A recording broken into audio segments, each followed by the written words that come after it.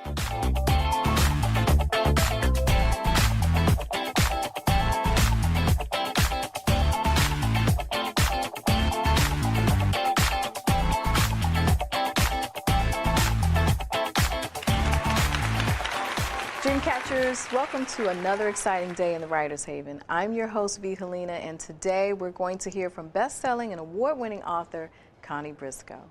She's the author of 7 novels, 1 novella, and co-author of a nonfiction book. Her very first novel, Sisters and Lovers, was critically acclaimed, having sold globally over 600,000 copies in hardcover and paperback, and no telling how many in ebook form. It appeared on many bestseller lists, including the Chicago Tribune, Washington Post, Boston Globe, USA Today, and Essence Magazine. Her other books include Big Girls Don't Cry, A Long Way from Home, Sisters and Husbands, Money Can't Buy Love, and 2 of my personal favorites, PG County and Can't Get Enough. I'm just getting goosebumps just thinking about the plots. Let's give a Dreamcatcher welcome to Washington, D.C. native Connie Briscoe. Thank you, Connie, for being here with us today. Thank you for having me. I'm happy to be here. I'm so excited to have you in the Haven. Well, you know, I want to start off with a question that many of our dream catchers are probably thinking right now. Is like, where has she been? We have been waiting, you know, with bated breath for your next great piece of work. What's been going on the last few years? Well, I've been here around trying to figure out, I think my last book came out in about 2011, and I've been put that with Money Can't Buy Love, and I spent a few years trying to figure out what to do next. I've always been the kind of person who once I don't want to say conquer something, but once I've done something, I've been there, I've done that, I want to move on and figure out something else. So after my last book, Money Can't Buy Love, and during that period of time, for the 5 years previous to that, I lost both of my parents. So that kind of was an emotional thing I was going through. So I wanted to try something different. And then a few years ago, you know, I spent some time making jewelry, learning how to make jewelry. That was fun, but not very lucrative, but fun. So then finally I decided I have to get back to the books in one way or another. So I've always been kind of an educator. I think it kind of comes naturally to me, sort of the way writing books does.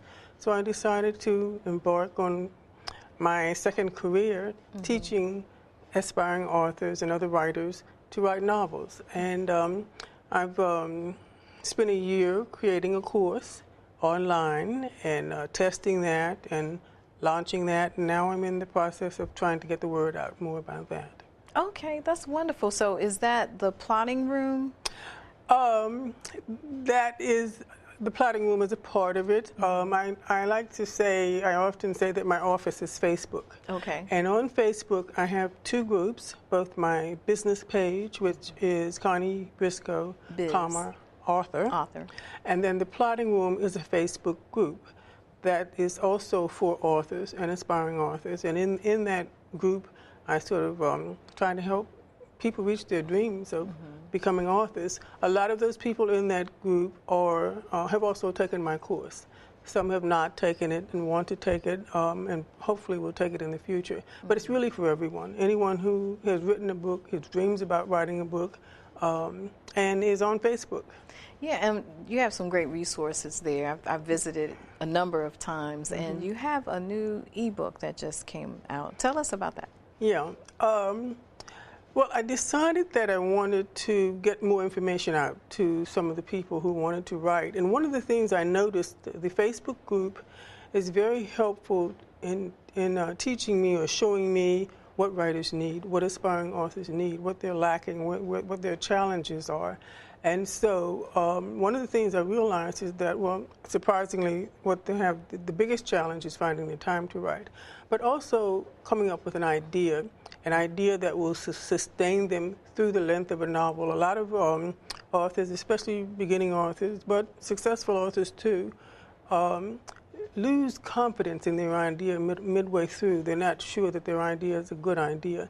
So what I decided to do, one of the things I decided to do, was to try to come up with a workbook that would teach authors how to take an idea, that first germ of an idea, that first thing that comes to you, pops into your head, maybe when you wake up in the morning or while you're driving down the street, that first germ of an idea that comes to you, how to take that and expand and refine that so that it becomes strong enough to sustain the entire plot of a novel. Because you can't, a lot of people seem to think that you can take that first idea that you get and then sit down and start writing. No, you can't do that. I've been known to spend days, weeks, months refining that idea, polishing it, pretending that I'm the character in that situation before I even sit down to write the first word.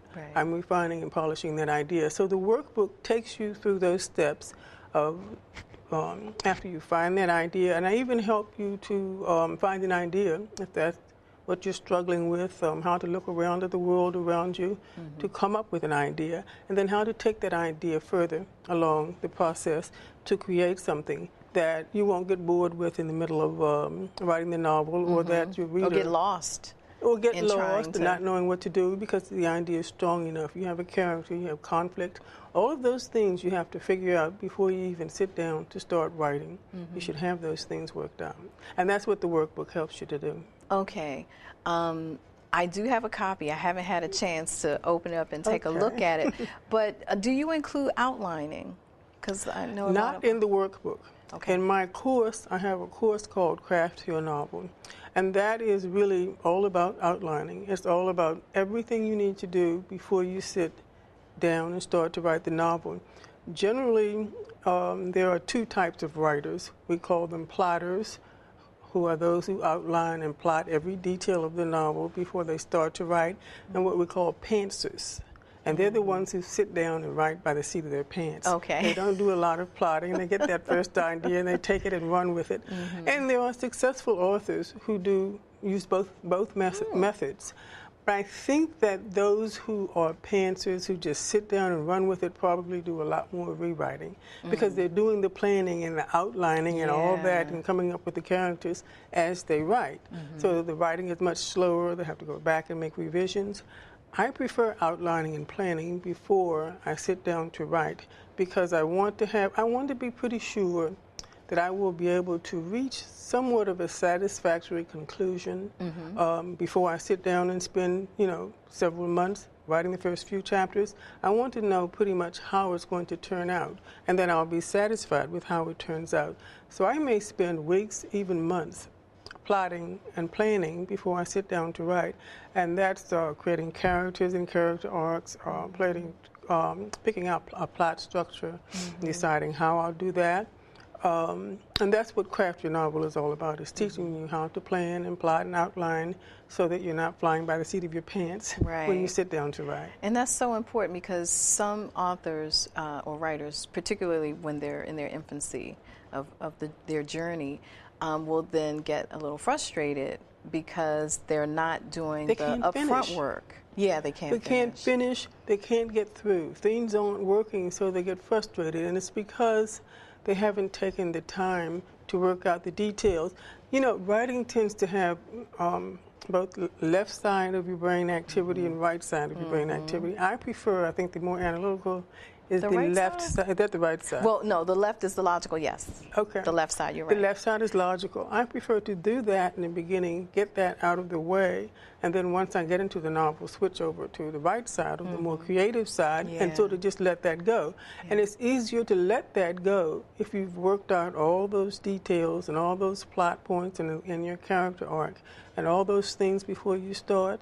Then when you let the creative side go, you don't get stuck. And I'm not saying you'll never have to change or go back or stop for a few days or something to figure something out. You will, but it won't be as frequent and it won't be as frustrating because you will have worked so much out beforehand. Wow, that's a wealth of knowledge there. So with the group that you have in the Plotters Room and also with the followers that you have on Facebook Biz, what are some of the questions that they ask most frequently about being on that writing journey and pulling that information from someone who's as successful as you are in that place? I was really surprised by that because I had thought the questions people would have would be, how do I create a 3-act structure? How do I create a character arc? How do I get my character from this point to that point? How do I include a villain? But the challenge, and they do have those questions. I think a lot of them have those questions or should have those questions and don't realize that they should have those questions. The questions that they tend to ask up front in the group are, how do I find the time to write? Where do I get my idea from? Why isn't my idea working? Should I change my idea? So that kind of took me by surprise. And often, not always, but a lot of times I believe when people are challenged by things like timing and just the little basic things like that, I've come to believe that that's often fear. It's a fear of getting started and not being able to complete it. Am I good enough? Will my writing be good enough? And I try to tell them, because I know that even successful authors go through that. Is our writing going to be good enough? Will anyone want to read it? And I think the difference between those who succeed and go on and publish their books and those who sit there worrying and fretting about trying to find the time and do I have a good enough idea and should I change my idea? I think the difference is that those who are successful just put one foot forward. We walk through the fear. We don't let the fear stop us. We certainly have that fear. I mean, whether you write 5 books or 50, you are always going to have that fear, that concern about whether or not someone will want to read what you've written. The difference is that you walk through that fear. So a lot of the questions I get are about timing, as I said, coming up with an idea, is my character strong enough? And those are certainly valid questions. But I think when you have those questions and it keeps you from writing, it paralyzes you and you don't move forward, then I begin to think it's more about fear, the fear of success or succeeding, and what do I do with that? But more commonly, probably the fear of failure. Not that you will fail, but the fear is bigger than anything, and it keeps you from moving forward. So that's a great segue into my next question about how you started, and because your first book just completely hit the ground running. Yes. And you didn't self-publish it like some of our dream catchers or self-published authors. You put it out there. It was picked up by a publisher. It was critically acclaimed. Over 600,000 copies. Yes. So let's talk about that journey of, did you go into it knowing that you wanted to be a writer and that you were going to accomplish that? I had a dream of becoming a writer from the time I was a young girl. I loved to read. I can remember my mother telling me to get up off the living room floor and go outside and play because I would just sit there and read all day, all weekend. When I wasn't in school, I was reading. I knew from a very young age that I wanted to write. Of course, this was 20, 30 years ago, and there were not very many published black authors to aspire to. So I didn't actually think I would become an author. It just was a dream. And I don't know when that changed. It changed probably as I got older and I got more confidence. I worked for a number of years as an editor, and that gave me a lot more confidence in my skills as a writer and as an editor, my skills with the written word. And so one day I just decided to do it. I can kind of remember being on a road trip, and I've told this story before, being on a road trip, driving through Canada with my girlfriend. And I was reading one of Terry McMillan's early novels. I think it was Mama, or the one after that. And I thought, because it was so different from the black novels I had written before that generally always dealt with hardship and suffering, and that's a very valid part of our experience. But and Terry included that, but she did it in a way that was so accessible, that was so easy to read and even funny at times. And I thought, well, wow, maybe I can do something like this. This is the kind of thing that I've always thought about reading, but I didn't know if it would be accepted because those kinds of books generally weren't published by us. So I came home from that trip in Canada and just sat down and started writing. I didn't know if it would be successful. You never know. Yeah. You know, there's always that fear that maybe no one will ever pick it up, and if they do, maybe no one will ever buy it. Where did the story come from, though? Was it based on an experience? It's based on, and that's one of the things I cover in my idea workbook, where to find that idea. And I had to go back and search, you know, where did a lot of my ideas come from.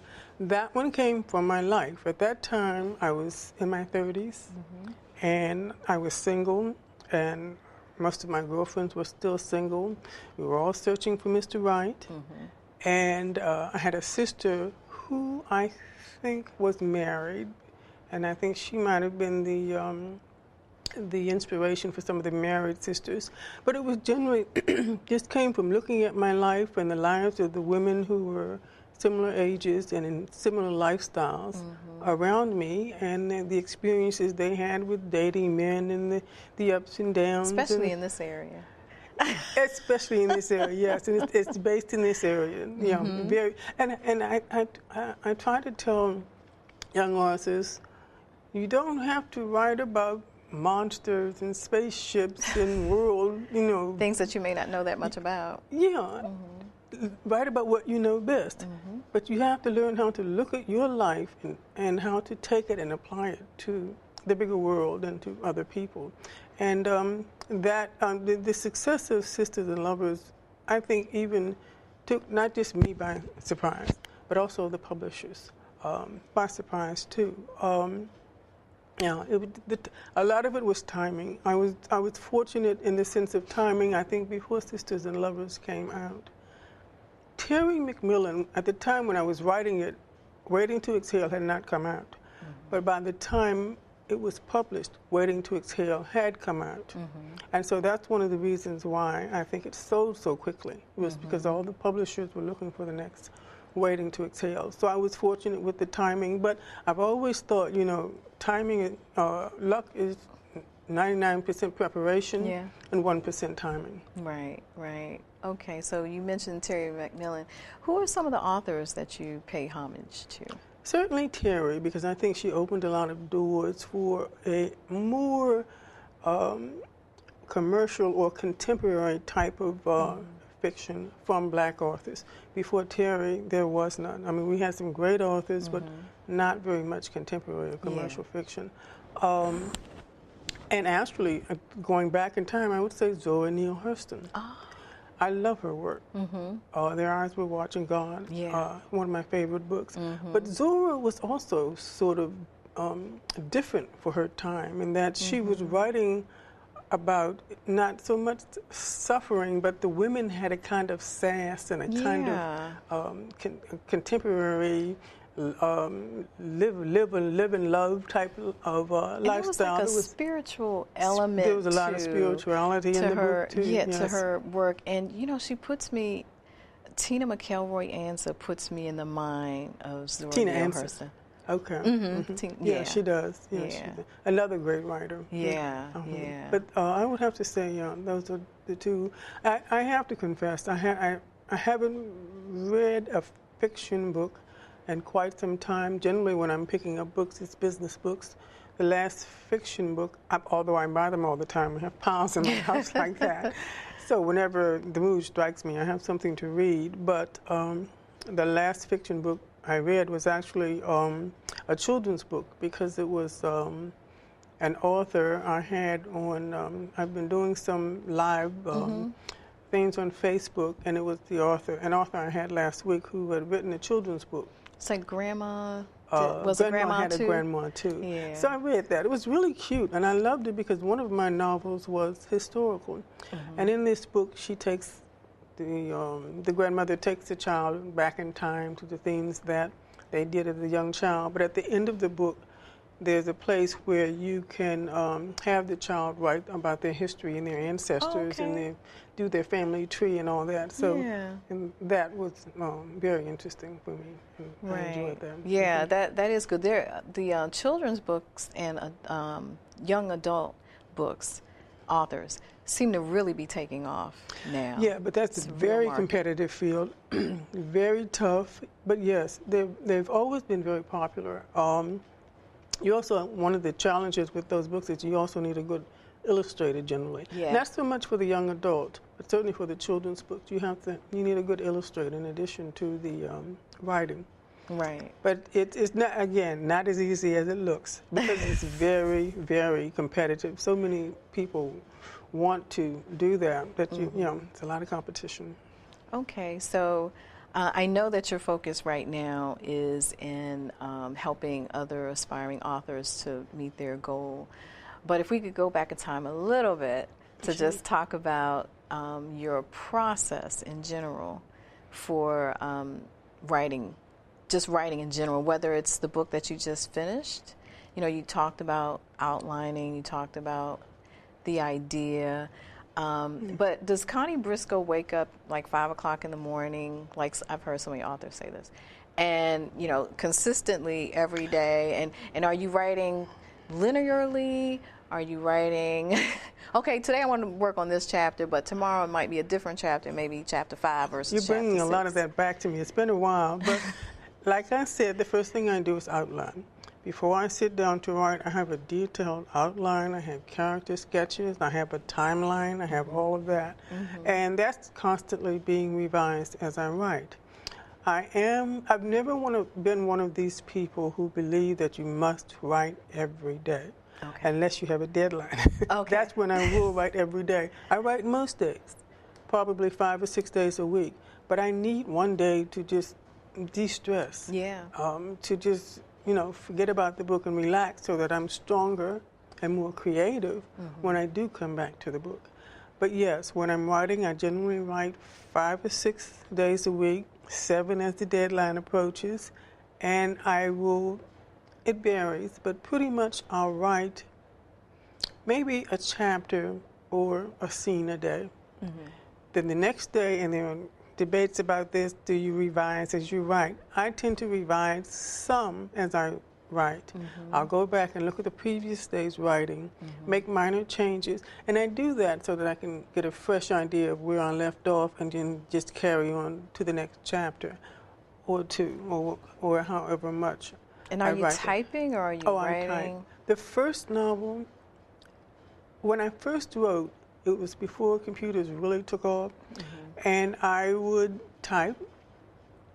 Maybe it was on the computer. Yeah, the computer. I used the computer and typed, but then I would make my edits by pen or pencil, and then go back and type the changes in. Now I do everything, and I thought, what a waste of time. Which writing part? And then the typing and then the writing to correct? Typing it out, printing, then writing my changes, then going back and typing the changes. So what are you doing now, Connie? I thought that was a long time ago. I thought that's such a waste of time. So I taught myself to edit on the computer too. But that tells you how long ago that was that I was writing. I'm just trying to like conceptualize that. So you're writing, and then you'll go back and read it, and then you're making the edits versus I'm coming printing. off the days. I remember days when we had typewriters. So we would type, print the pages out, when you take the page out, edit, and then type it again. Well, I transferred that to the computer. By the time I had started writing Sisters and Lovers, I transferred that to the computer. Okay. And then by the time I wrote my second novel, Can't Get Enough, I said, enough with the pen and paper. I need to learn how to... I am so glad to hear you say that. I think it's pacing, because when you write rather than type, it slows you down. It does. So, and allowed me to be more creative. But I just had to learn how to adjust. And I'm glad that you said that, because one thing that we've had 13 other authors on before you came on, and many of them have different ways of doing this. And in one case, and it didn't happen on camera while we were taping, but I was in a green room with an author, and she insisted on doing everything longhand. The writing it, the editing of it, and then once she banged it all out, go to typing. And then I said, well, while you're typing... So she wrote the entire novel by hand? The entire novel. She had pacing 5 composition books of that, for that book. And then, but then I asked, well, when you're typing it up now, are you making revisions? Because you did your first edit, maybe a second edit, and now you're doing a third edit if you're putting it in the computer and you're editing on top of that. And but she said that it's very, very minor edits by the time it gets to that point. So she writes and rewrites by hand. I think that's pacing. It's the it allows her mind to work at a certain pace and to think at a certain pace. I mean, there's no right or wrong way. Exactly. Whatever works for you. I will say that, though, that even with the computer, I may rewrite 5, 6, 7 times, and each time I'm going through it, the first few times are for content, and then I'm checking for consistency, I'm checking timing, and it's easier for me to focus on 1 or 2 things each time I go through it, rather than trying to do all of it. Yeah. So yeah, by the time you send that manuscript off to the publisher, you have mixed feelings because, you've lived with this baby for every day for maybe almost a year, sometimes more or longer, and then you send it off and it's missing. But you're also kind of glad to get it out of the way because it's taken up so much of your time. That I really, really want you to stress as a point for our dream catchers that are watching is the importance of reading good literature. Could you just spend a couple of minutes talking about that? About how important it is to read if you want to write? Yes. I can't think of anything more important than reading if you want to write. And one of the things that has surprised me, both in my Facebook group, on Facebook in general, and with writers in general, is a surprising number of them do not read very much. And you can tell by the kinds of questions they've asked. I don't care what you read. I'm not here to put down any type of genre or any type of fiction. Sure. I think all of it is valid as long as it's well written. But if you want to write, you've got to read the kind of fiction that you want to write because it tells you so much.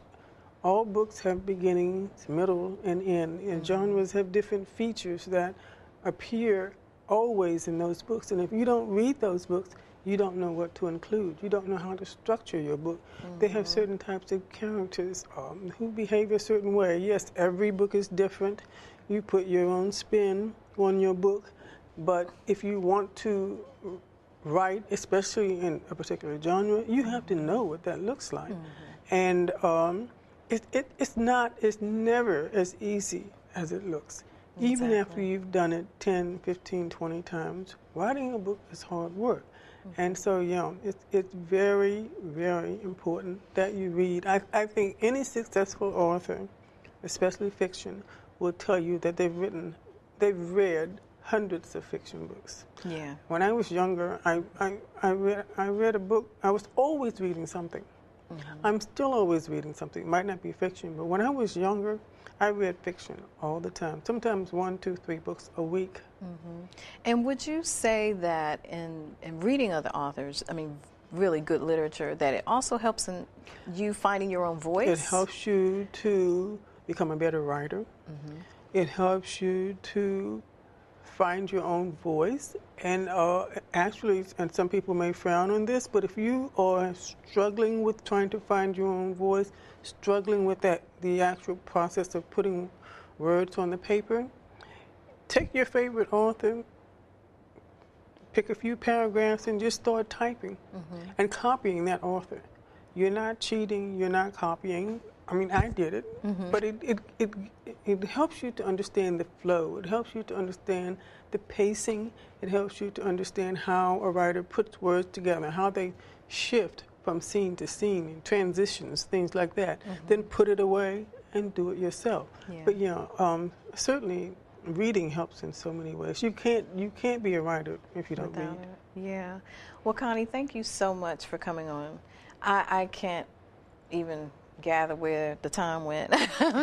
Just went by so quickly. We'll have to have you back for sure. So, Dreamcatchers, I know you enjoyed today's show and was inspired by the work and talent of author Connie Briscoe. For more information about Connie and the Plotting Room and all of her other projects that she's working on, you can visit her website at conniebriscoe.com.